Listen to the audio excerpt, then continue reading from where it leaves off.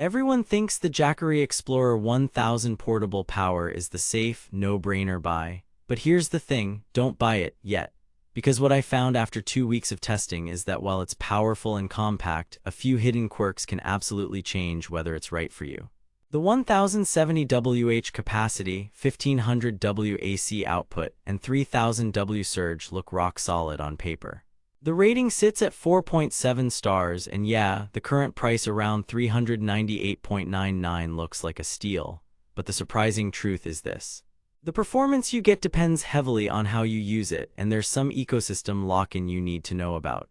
I stress-tested it across camping, a home outage, fast charging, and solar, and the results were not what I expected.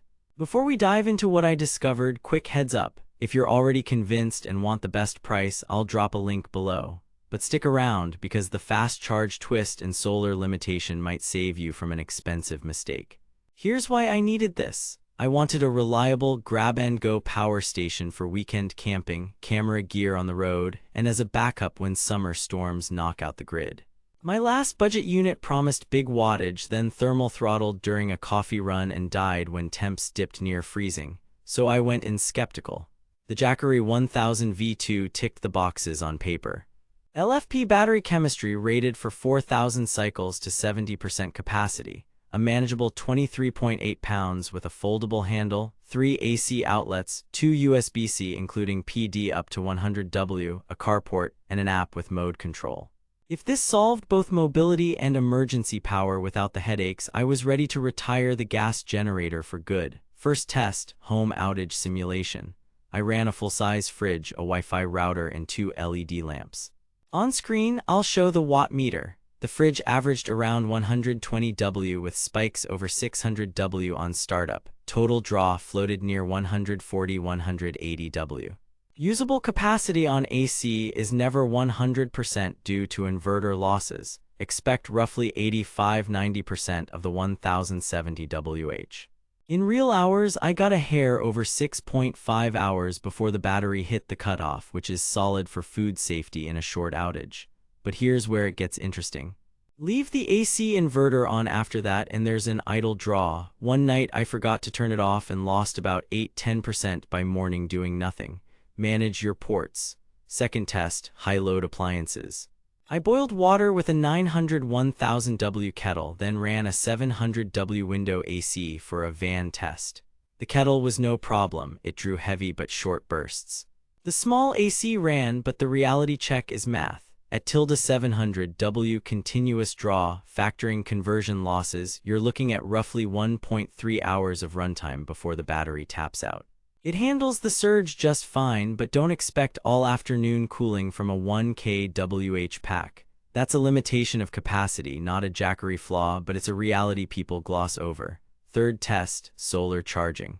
I paired it with Jackery panels for a midday test and saw 260-320 W in clear sun with two 200 W panels.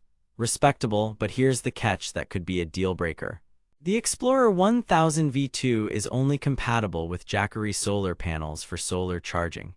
If you already own third-party panels or want to mix and match to save money, that lock-in stings.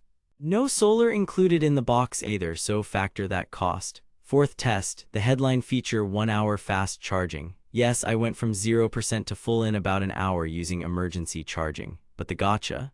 You have to enable that mode in the Jackery app before each charge. By default, it uses a gentler ~1.7-hour charge to protect battery health. If you forget to toggle emergency charge, you'll be waiting longer.